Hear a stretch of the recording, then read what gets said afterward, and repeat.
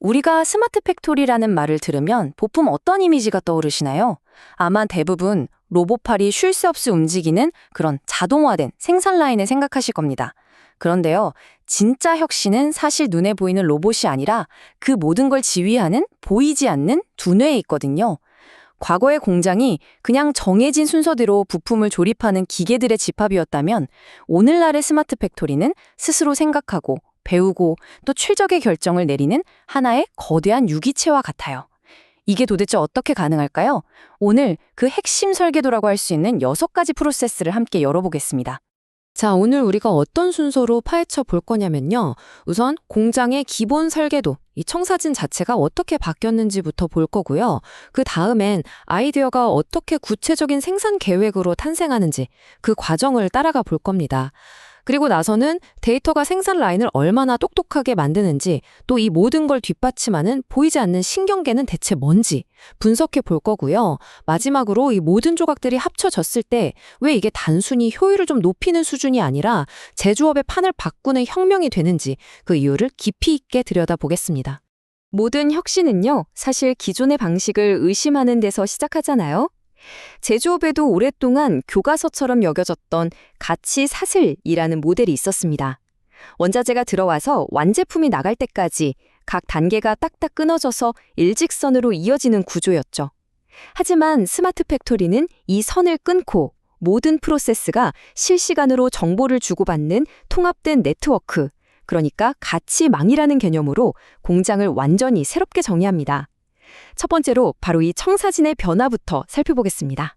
자, 왼쪽에 보이는 이게 바로 경영학의 고전이죠. 마이클 포터의 가치사슬입니다. 입고, 생산, 출고, 마케팅까지.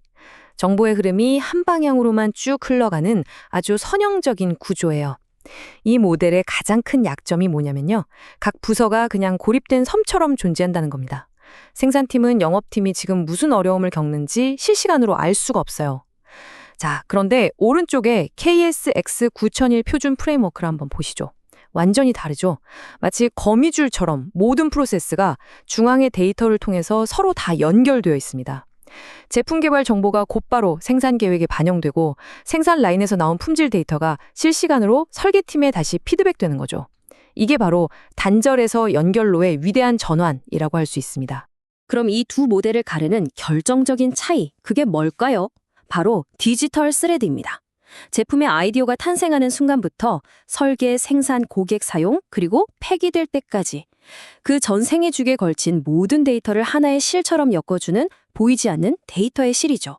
바로 이 디지털 스레드가 있기 때문에 공장은 과거의 데이터를 기반으로 현재를 판단하고 또 미래를 예측하는 진짜 의미의 지능을 갖게 되는 겁니다. 더 이상 단순한 기계의 집합이 아니라 스스로 학습하는 유기체로 거듭나는 거죠. 자, 그렇다면 이 거대한 지능형 네트워크는 도대체 어디서부터 시작되는 걸까요? 모든 건 하나의 아이디어를 현실의 제품으로 만들어내 구체적인 계획, 즉 제품의 디지털 탄생 과정에서 시작됩니다. 이제 그 첫 번째 단계를 아주 자세히 들여다보겠습니다. 첫 번째 프로세스는 제품 개발입니다. 이 다이어그램이 좀 복잡해 보일 수 있는데요. 이게 보여주는 건 결국 아이디어, 라는 눈에 보이지 않는 가치를 공장이 이해할 수 있는 구체적인 데이터, 다시 말해 디지털 청사진으로 바꾸는 과정입니다. 이 과정의 중심에는 PLM, 즉 제품 수명주기 관리 시스템이 있어요. PLM은 제품의 설계도, 부품 목록, 재질 정보 같은 모든 정보를 한 곳에 모아서 관리하는 제품의 디지털 원장 또는 디지털 족보 같은 거라고 생각하시면 됩니다. 이 단계에서 데이터가 조금이라도 부정확하면 나중에 생산 과정에서 정말 걷잡을 수 없는 비용과 시간 낭비가 발생하게 됩니다. 여기서 제조업의 정말 핵심적인 개념, E비움과 M비움이 등장합니다. 이걸 비유를 들어 설명하면 아주 쉬워요. E비움, 즉 설계부품 명세서는 셰프가 작성한 요리의 재료 목록이에요. 이 요리에는 소고기, 양파, 당근이 필요하다. 이렇게 무엇이 필요한지를 정의하죠. 반면에 M비움, 생산부품 명세서는 주방 스태프들을 위한 상세한 조립 설명서입니다. 양파를 먼저 볶고 그 다음에 소고기를 넣는다. 이렇게 어떻게 조립할지를 정의하는 거죠. 만약에 이 변환 과정에서 오류가 생기면 어떻게 될까요? 설계팀은 A라는 나사를 쓰라고 했는데 생산팀은 B라는 나사를 쓰라는 지시를 받은 셈이 되는 겁니다. 결국 조립은 불가능해지고 생산 라인 전체가 멈추는 재앙이 발생하는 거죠. 자, 디지털 청사진이 완성되면 두 번째 프로세스, 생산 계획으로 넘어갑니다. 여기서 스마트 팩토리는 과거의 푸시 방식에서 풀 방식으로 전환해요. 이건 단순히 생산 방식의 변화가 아니라 제조업의 철학이 바뀌는 겁니다. 푸시 방식은 이만큼 팔리겠지 예측해서 미리 제품을 막 만들어 창고에 쌓아두는 거예요. 예측이 빗나가면 고스란히 재고 비용과 폐기 손실로 이어지죠. 반면에 풀 방식은 실제 고객의 주문이 들어왔을 때 생산을 시작합니다. 그러니까 재고는 최소화하고 고객의 다양한 요구에 훨씬 민첩하게 대응할 수 있게 되는 거죠. 낭비를 줄이고 수익성을 극대화하는 핵심 전략입니다. 그런데요, 이 모든 정교한 계획은 딱 한 가지, 마스터 데이터, 즉 기준 정보가 완벽하게 정확하다는 전제 하에서만 의미가 있습니다. 이 슬라이드를 보시면 자전거의 BOM 정보가 잘못됐을 때 어떤 대혼란이 벌어지는지 바로 알 수 있어요. 엉뚱한 부품을 주문하게 되고 원가 계산은 다 틀어지고 생산 계획 전체가 그냥 붕괴되는 겁니다. 마스터 데이터는 공장의 DNA, 즉 유전 정보와 같아요. 이 유전 정보에 오류가 있는데 어떻게 건강한 결과물이 나오겠어요? 바로 이것 때문에 데이터 거버넌스가 그렇게나 중요한 겁니다. 자, 좋습니다. 이제 우리는 디지털 세상에서 설계된 계획을 가지고 실제 제품이 만들어지는 물리적인 공간, 바로 공장 현장으로 들어가 봅니다. 여기서부터 디지털 청사진이 어떻게 지능형 생산 라인을 통해서 현실이 되는지 그 과정을 한번 살펴보시죠. 세 번째 프로세스는 공정 관리입니다. 과거의 공장은 한 번 짜여진 생산 스케줄을 거의 법처럼 따라야 했어요. 하지만 스마트 팩토리는 실시간 데이터로 살아 움직입니다. 예를 한번 들어볼게요. 1번 기계가 막 돌아가고 있는데 센서가 절삭날이 좀 무뎌지는데? 하는 신호를 감지해요. 그럼 시스템이 이걸 받아서 자동으로 해당 작업을 즉시 2번 기계로 넘깁니다. 동시에 1번 기계는 유지보수 일정을 잡죠. 이런 식으로 사람의 개입 없이도 최적의 상태를 유지하고 예기치 못한 문제에 스스로 대응하는 것. 이게 바로 지능형 공정 관리의 핵심입니다. 네 번째는 품질 관리입니다. 여기서 정말 중요한 제조 철학의 근본적인 전환이 일어납니다. 과거의 품질 관리는 라인 맨 끝에서 불량품을 찾아내서 버리는 검사에 집중했어요. 하지만 스마트 팩토리는 공정 데이터를 실시간으로 분석해서 애초에 불량이 발생하지 않도록 관리하는 예방에 초점을 맞춥니다. 이건 마치 병이 생긴 후에 치료하는 게 아니라 건강한 생활 습관으로 병 자체를 예방하는 것과 똑같은 이치입니다. 그리고 이 1-10 100법칙이 그 경제적인 이유를 아주 명확하게 보여줍니다. 기억하기 쉬워요. 설계 단계에서 문제를 발견해서 고치는 비용이 1원이라면 이 문제를 놓쳐서 생산 공정까지 넘어가면 10배인 10원의 비용이 들고요. 만약 이것마저 놓쳐서 고객 손에 들어간 뒤에 문제를 해결하려면 무려 100배의 비용이 든다는 의미입니다.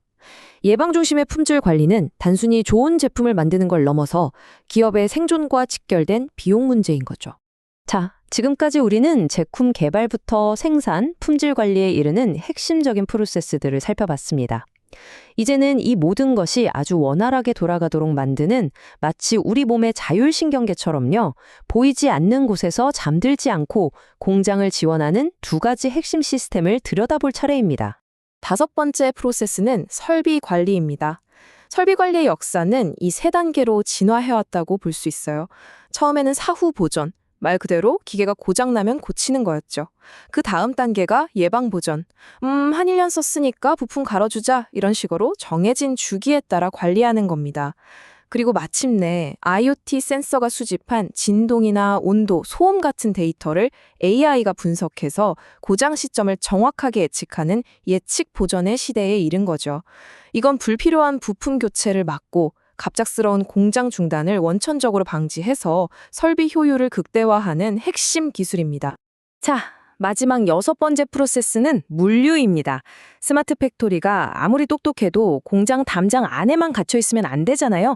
결국 외부의 공급망 관리, 즉 SCM 시스템과 완벽하게 통합되어야 합니다.